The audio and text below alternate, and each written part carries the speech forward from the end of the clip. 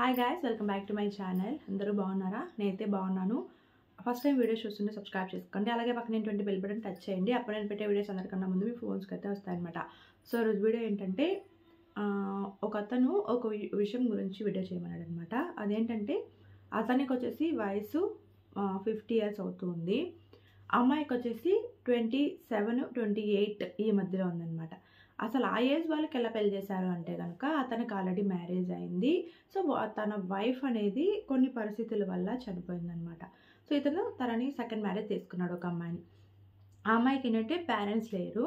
Parents లేకపోవడం వల్ల ఏంటంటే వాళ్ళ బంధువులు, వాళ్ళ అమ్మమ్మ వాళ్ళు అతనికి సెకండ్ మ్యారేజ్ అయితే చేశారనమాట. ఇప్పుడు ఏంటంటే ఇక్కడ ట్విస్ట్. సో సెకండ్ మ్యారేజ్ చేసుకోవడం వల్ల అబ్బాయికి ఇప్పుడు జనరల్గా అబ్బాయిలకి ఫీలింగ్స్ ఎక్కువగానే ఉంటాయి. అది మీకు కూడా తెలుసు.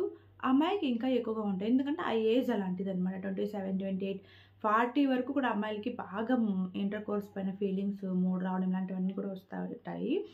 అండ్ పిల్లలు పుట్టేశారు, తర్వాత ఇంకేముంటాయి పిల్లలు అయిపోయిన తర్వాత అని అనుకోవచ్చు. కాకపోతే అప్పుడు కూడా విపరీతంగా ఉంటారు. కానీ కోరికలు ఉంటాయి. పిల్లలు డిస్టర్బ్ చేయడం వల్ల ఏంటంటే సో ఆ టైంలో వాళ్ళకి ఓపిక లేక ఒప్పుకోరు. కానీ అమ్మాయిలకు కూడా చాలా చాలా కోరికలు అయితే ఉంటాయి.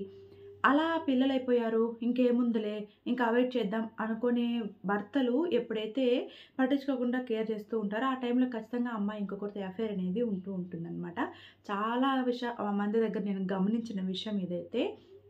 అండ్ ఇంకేంటంటే ఆ అబ్బాయి విషయానికి వస్తే కనుక ఇంకా అంత ఏజ్ అబ్బాయి చిన్న ఏజ్ అమ్మాయిని పెళ్లి చేసుకున్నాడు కాబట్టి అమ్మాయి ఏంటంటే తనకి డిఫరెంట్ యాంగిల్స్లో కావాలి. అంటే ఎప్పుడు పడితే అప్పుడు మూడ్ రాదనమాట.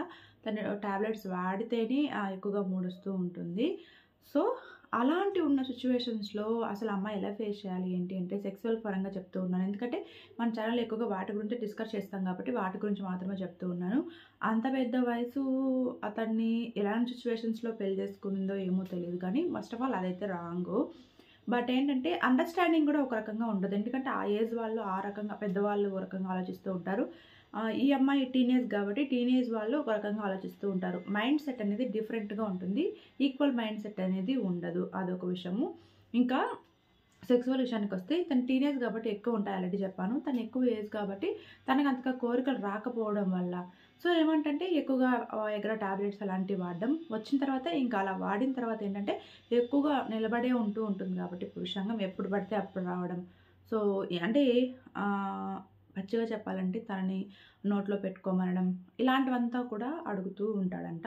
అలా అడుగుతూ ఉన్నప్పుడు తను ఏంటంటే అప్పుడప్పుడు ఇంటర్ కోర్స్కి ఎంటర్ అవుతూ ఉన్న ఏజ్ కదా, టీనేజ్ కదా. సో తను ఏంటంటే అలాంటివంతా కూడా ఇష్టపడకపోవడం. సో వీళ్ళిద్దరి మధ్య గొడవలు అయితే జరుగుతూ ఉన్నాయన్నమాట.